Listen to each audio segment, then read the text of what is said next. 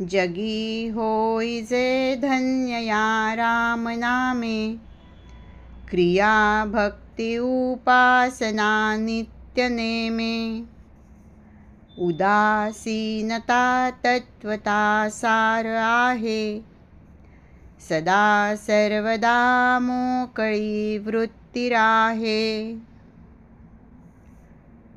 मनुष्याला जर जीवनाचे सार्थक व्हावे असे वाटत असेल तर त्याने नक्कीच रामनामाचा जप करावा.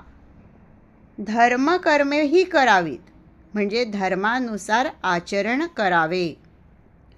परमेश्वराची भक्ती करावी आणि नित्य नियमाने उपासना करावी.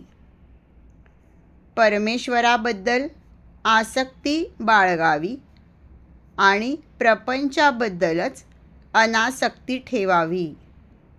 म्हणजे मन मोकळे होऊन भक्त सुखी होतो.